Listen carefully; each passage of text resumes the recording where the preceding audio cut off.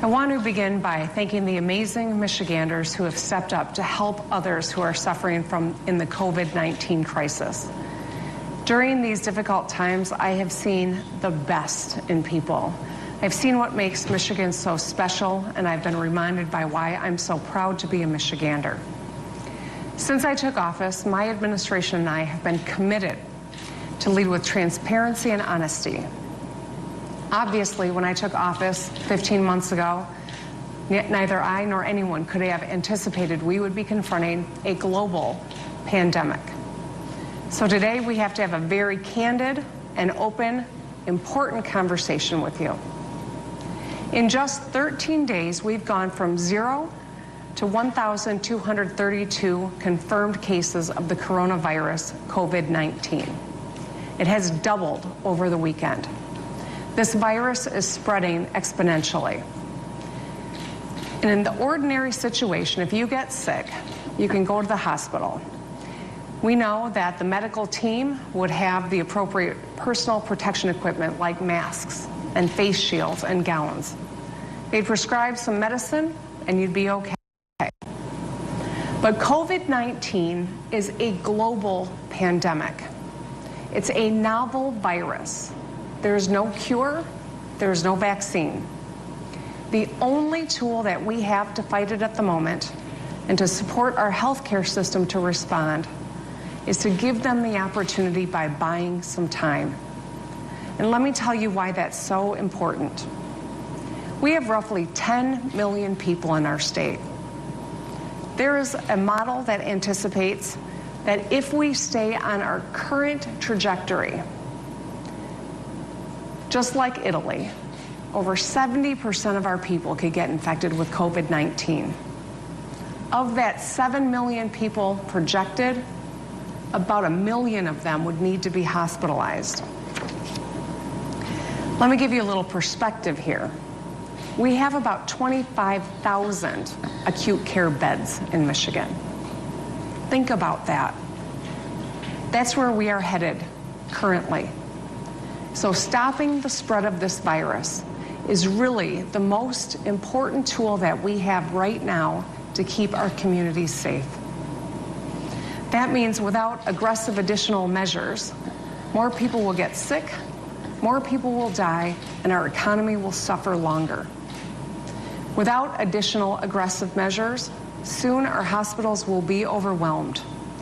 And we currently don't even have enough beds, masks, gowns, and ventilators. But if we all do our part and simply stay home, we have a shot at helping our healthcare system meet our needs. Because this disease can't spread person to person if we're not out there. So if we work together and we take this seriously, we can slow the spread of COVID-19. But right now, too many people are still out and about unnecessarily. So we must do more. Our problem has been exacerbated because we're still not getting what we need from the federal government. Last week, the president's message to our nation's governors was essentially that we're on our own to handle getting supplies. Let me just put a finer point on that. We just received our allotment from the federal government's National Strategic Stockpile. The allotment of personal protection equipment for one of our hospitals was 747 N95 masks, 204 gowns, 4,467 gloves, and 64 face shields.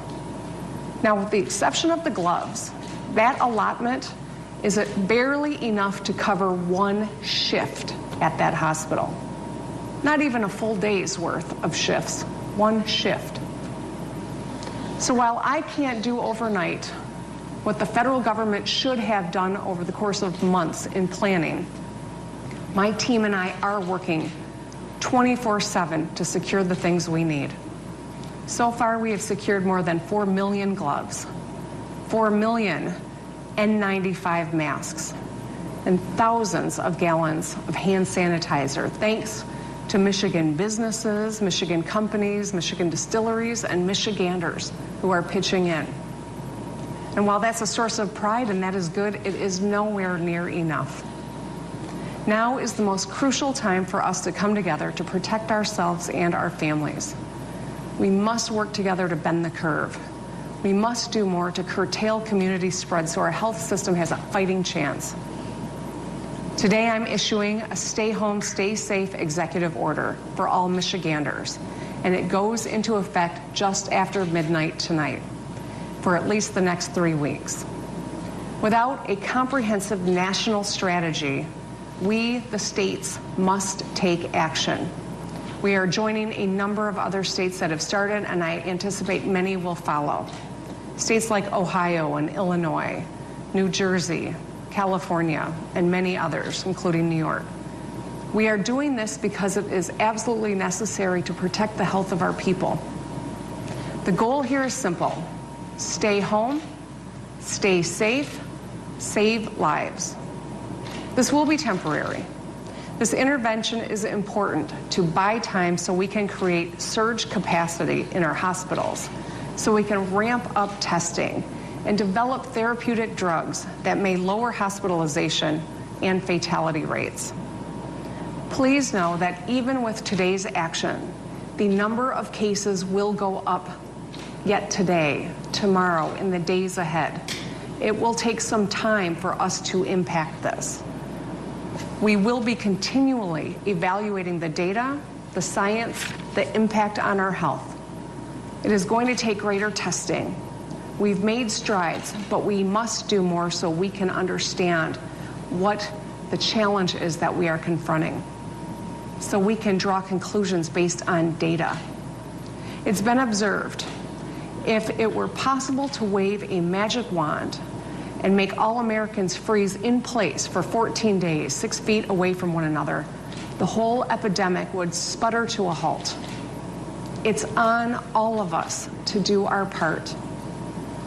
Our ability to safely lift this order will depend on factors like data on COVID-19 infections and the disease's rate of spread, depend on whether sufficient medical personnel, hospital beds, and equipment exist to meet anticipated medical need, and the state's capacity to test for COVID-19 cases and isolate infected people. I want you to know I didn't make this decision lightly. I've consulted with medical experts from across the country and right here at home, from University of Michigan to Penn to Johns Hopkins to Harvard. Dr. Caldoun and all of these experts recommended today's action, and it is clear this is what we can and must do to protect ourselves. We will all have to make significant sacrifices. By taking this action, we protect our public health and ultimately the hardship on our economy. This is the time we must come together as Michiganders. If we stay home except for essential work and essential needs, we can each be a part of making the difference here. During this time, critical services will remain open. Businesses and operations that do work that sustains or protects life can continue to perform that work in person. But in doing that critical work, they must take aggressive steps to minimize the spread of COVID-19 as much as possible. Your grocery stores will be open. I have checked on our whole supply chain for food, and it will be accessible. Do not panic, do not hoard. These services will remain open. Your pharmacy will too, so you can get your prescriptions. Your banks and credit unions. You can fill your car with gas. You can find the full list of critical services that will remain open at michigan.gov/coronavirus. Remember, you can go outside, get some fresh air, walk your dog. Just be smart about it and maintain that 6-foot difference between you and anyone else. And one more thing on the topic of school closures. This order means that our schools will remain closed at least through April 13th. I will have more to say on this subject soon. Now, I know this is hard. I know this is going to be disruptive, and it's certainly going to be hard on our economy as well. But our action will save lives. In the long run, doing this now shortens the time our economy suffers. When we look back at this, we've got to be able to say we did everything we could. On a personal note, I know that the lack of control can be disorienting. So I urge you to focus on what you can control. This crisis can take a toll on our mental health. Check in with family. Call your loved ones. Go for a walk. Read those books on your list, or even go outside and put your holiday lights back up. We must keep our wits about us. That means all of us. Be sensitive to how our kids are feeling. They are not immune from the stress that is going on in this environment. Check in with them and help them understand and give them the reassurance they need. Young people, I'm talking to you now. You're not immune from this. You can get this virus. And in fact, 40% of the hospitalizations and positive cases are among people 20 to 49. You can carry this without even knowing it and be unknowingly exposing others to it. If you don't take this order seriously, we will have to observe these situations longer than we need to. So, to everyone, please be smart. Follow the order. Think about the daughter who has asthma, or the grandpa that has COPD, or the sister who has MS. For the countless healthcare workers who are putting their health at risk to keep all of us cared for. And do it for yourself. We're working to prepare for the long-term economic challenges of this crisis. They will be immense. From unemployment to helping our businesses get back up on their feet. Coming back will take time, and it won't be easy. We're working with the business community to help Michigan businesses and employers weather this unprecedented crisis. And we will keep working around the clock to keep Michiganders safe. Please continue to do your part. Stay home. Wash your hands frequently. Avoid touching your face. Cover your mouth with your elbow or your arm. Stand 6 feet apart from one another. And if you think you should be tested for coronavirus, call on the phone. Call your healthcare provider. Our aggressive action today will help mitigate how many people get sick and how long our economy suffers. I've seen some remarkable things in this time of crisis. This is a test unlike any we've seen before. We are up to it. We will get through this. But be smart. Take every precaution and do your part. Take this seriously because it is serious. With that, I'll hand it over to Dr. Janae Caldoun. Thank you, Governor Whitmer. We continue to see significant increases in the number of cases of COVID-19 in Michigan every day. As of this morning, as the governor mentioned, Michigan has 1,232 confirmed cases. As of this morning, we also know of 15 deaths. The cases are spread out across dozens of counties across the state, including the Upper Peninsula. It is affecting people across all ages, from the very young, children, to those over the age of 80. We've been preparing and responding for more than 2 months in the Michigan Department of Health and Human Services and with our dedicated leaders across all of state government. We were ready to provide testing in our state lab the day the CDC said we were able to.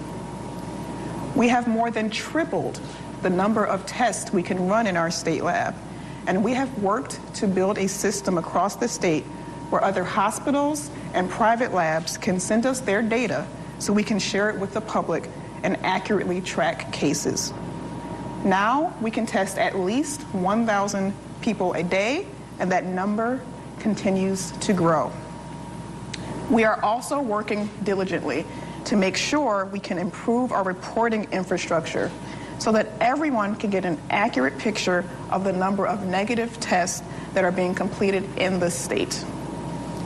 However, we know there are many people who are still unable to get a test. As a country, We did not make tests available quickly enough to be able to fully understand the scope of the problem. We know that there is community spread in several areas of the state. Michiganders have come together to implement the important social distancing measures under Governor Whitmer's direction, decreasing large assemblages and not dining in at restaurants or going to bars. Now's the time, however, where we must do more, and we knew this day would potentially come. If we do nothing, very rough models estimate that the number of cases in Michigan could increase 5-fold in the next week. We are acting right now to decrease that number. If everyone stays at home, if they only leave their home for essential reasons and practice the appropriate social distancing, we will slow the spread of the disease. I'm also a practicing emergency medicine physician, and I've had some very heartfelt conversations with my colleagues across the country over the past couple of weeks. There are ICUs across the country and here in the state of Michigan that are full of dozens of people with COVID-19, all of them on ventilators. Emergency departments are needing to pick and choose who gets to go on a ventilator and who does not. People who were previously young and healthy are now fighting for their lives. Our frontline staff in the hospitals and clinicians are working tirelessly around the clock, taking care of patients with COVID-19 while keeping up with the usual demands of a busy emergency department and a busy intensive care unit. We have to make sure that our hospitals can continue to do this very important work and that they are not overwhelmed with patients who are severely sickened from this disease. These proactive public health measures are aggressive, but they are temporary. And if we all come together to implement them now, I'm confident we will slow the spread of COVID-19 here in Michigan. With that, I will turn it back over to Governor Whitmer. Thank you, Dr. Calhoun. Be happy to open it up for some questions from the press. Can you speak to how this executive order will be enforced? Will it be National Guard, be called bill, how will it be enforced in Michigan? So a couple of points. First and foremost, this is not a recommendation, this is an order, and we take it very seriously. This is about the public health of our people. We've ensured that essential services are still available, that if someone needs to go out and get food, that they can do that, and that the food supply chain is robust and prepared to meet the needs of people across the state. We've also ensured that if you need to do benzene or gas up your car, you can do some of those fundamental things that are necessary for life. Go and get your prescription. But for any businesses that don't heed this order and are not essential services, I would anticipate that there will be fines associated with not doing that, and they will be shut. We have a moment to stem the crisis that we see unfolding before us. It is going to take all of us to take this action seriously, and that's precisely why this order is so important right now. With regard to questions about the National Guard, they are helping with humanitarian efforts, not on any sort of a law enforcement front, because we've got to ensure that food gets where it needs to be, that we are setting up temporary hospitals, temporary hospital beds, medical abilities to meet the need. And so they are helping in states across the nation, and it's in that capacity. But there won't be any checkpoints or anything like that on roadways, on highways? No, this is, at this point in time, what we are asking is that people recognize this is an order that they must comply for their own health, for the safety of others, and for the long-term health of our economy. Any businesses that don't comply, there will be ramifications for it, to be sure. And we have confidence that when Michiganders understand how serious this is, if you really have been paying attention, or if you're now suddenly starting to pay attention, you know that we all have to do our part. And for some of us, it'll look simply, doing your part will just look like staying at home. For others, it'll be staying at home and going online and making a donation to the food bank. For others, perhaps they can call 211 and see if there's something they can do checking in on elderly friends and neighbors over the phone or FaceTime. There are ways of coping with this. I'm not suggesting it will be easy, but if we all do our part, and that means business owners too, don't play fast and loose with what is essential and what's not. Don't try to skirt the rules. If you're not an essential business, you need to close, and you need to protect your employees. And we're confident that the vast majority of people are going to do the right thing. And we're imploring those who are maybe still uneducated in how serious this is, that perhaps now they will understand, because this is an order, and this is going to be something that everyone's got to be a part of following. What about restaurants and carry-out delivery services, things like that? Are those still? So restaurants, the carry-out, dine-out option is still something that is available to people. This is an essential service, which is the feeding of the people of our state. So grocery stores, convenience stores, the pharmacy, the restaurant where you can get your takeout, those will all still continue to serve the public. But we ask the public to, where you can make use of a delivery service, do that. Where you don't have to physically be the one to go out and get it, and there are others who are doing that, make use of it if it's available to you. Governor, what right line is there for people to use to decide whether or not they're covered by this order? So I think that as you read the order, and I know you haven't had a chance to scrutinize all the language in the order, but I think it's pretty clear about what services are considered essential and whether or not you fall into that those parameters or not. So I do think that the business community has had an opportunity to give some input over the course of our research and development of this order, and I think that we've made it pretty clear in the terms of the order. This question is for both of you. You mentioned in your statement, Governor, about thinking of the healthcare workers who are trying to battle this, and there seems to be some inconsistency with the guidelines for those healthcare workers between the state recommendations and the CDC recommendations as to whether they've been exposed to a potential case. They've been asked by the state to keep working, but not to quarantine. So my question is this the safest move for those workers, but also for patients and families tied to them? I'll have to ask Dr. Khaldun to weigh in on that one. We have used, for all of our guidance in the state, we've looked first to the CDC guidelines, and we consult with them when we implement our own guidelines. We have to make very difficult choices and make sure that especially healthcare workers who are symptomatic are not at work, period, and that they get the appropriate test if it is warranted, and if they test positive, that they stay at home. So we are actually in alignment with CDC guidelines. We just had to get a little more granular because our clinicians were asking for that guidance. Well, the automakers voluntarily cut production at their plants. Are they subject to this as well? And how do you account for the ones who are trying to make essential equipment, PPE stuff? Yeah, so if you're making essential equipment, you are covered in this order in terms of an essential, activity that will continue on. So yes, they are covered by this order if they are retrofitting to meet critical needs of our nation right now, and then the health of our people, then that is an essential service that absolutely would be contemplated and encouraged and permitted under this order. What are the fines associated with the business who's perhaps violating?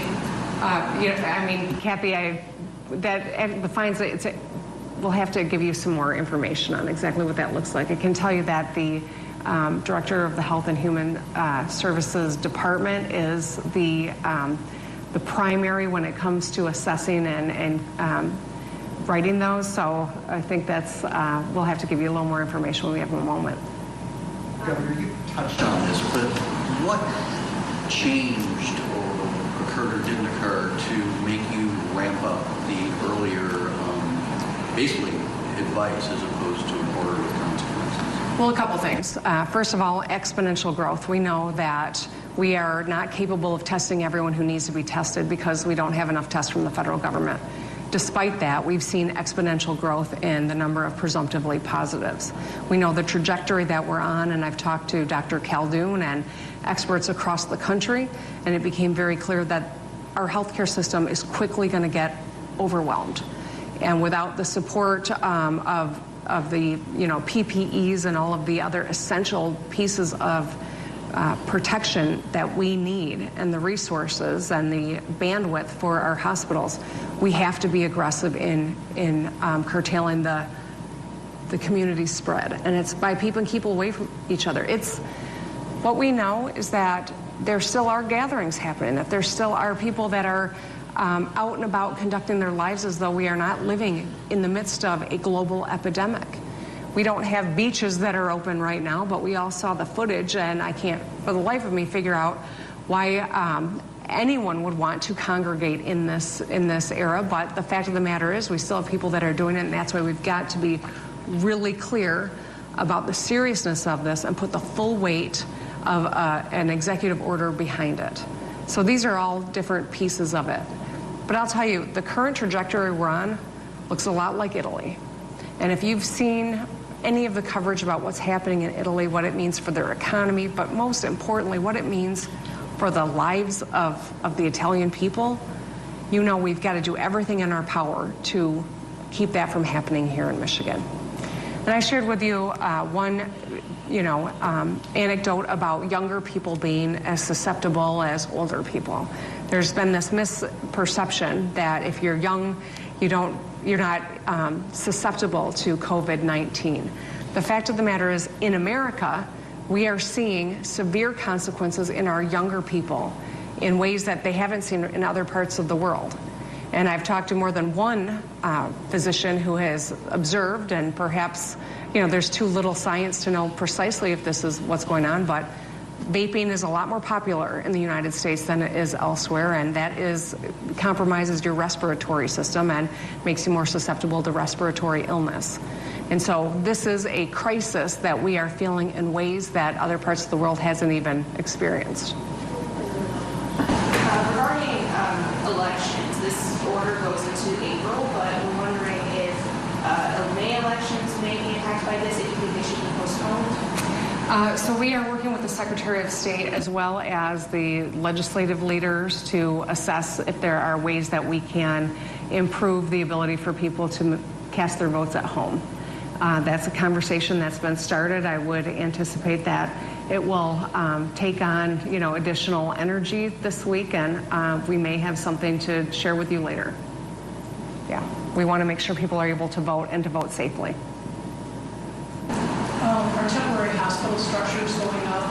Are you looking at dorms, things like that to deal with this? And the question on ventilators, I think earlier or over the weekend you said that there were 1,000 across the state. I'm wondering if all of those are being used and what kind of shortage we're facing at the moment. All right, we have teams that are actively looking at just this question of where are we going to need this hospital capacity, not just in some of the areas where we're seeing the most cases, but we have to come together as a state, understand where our hospital beds are and where we may have more need. So that plan is being developed as we speak. As far as the ventilators, we do need to get I think a stronger handle on more real time what the situation is on the ground in these intensive care units. But I can tell you, at least from anecdotal conversations across the state, we are getting very, very sick people, and our intensive care units are getting filled up. And do you have any figures as to how many people are hospitalized with this now? Is that a number that you're tracking? Is it a number you're going to be putting on at some point? We are actively trying to track that. Here in the state of Michigan, we have a decentralized public health system, so a lot of the local health departments actually are able to track that in more real time than we can at the state, but we are actively working to strengthen and centralize data sharing from the hospitals to the local health departments and to the state of Michigan Health Department. But we don't know what that number is or is close to right now. I don't have the specific number right now. Ballpark?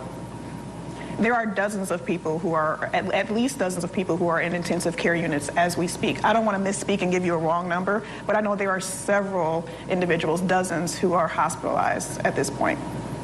Just one question. Over the weekend, the federal task force, has been giving briefings and letting the American people know where they stand on things, and what their responsibilities are versus, the state. So I'm wondering what your response is to some of those comments that we made over the weekend about the responsibilities that states have to find those resources, such as the ventilators, the PPE, versus the federal government's responsibility. Well, we can litigate what contributed to us all being behind the 8 ball in the United States of America right now, after we get past the initial crisis that we're confronting. I will just say this. Our national stockpile allotment covered 1 shift at a hospital. So where you would ordinarily, in a crisis like this, expect a national strategy that covers all of the states and all Americans and makes available the necessary equipment to treat people who are sick, we got enough for 1 shift. It's a source of frustration that I've been clear about and that my, frankly, colleagues from across the country have as well. We should be able to rely on a national strategy and planning. This is not something that wasn't known at the federal government level many months ago. But relitigating that and spending energy on it right now doesn't solve the problem, and that's what I'm going to stay focused on.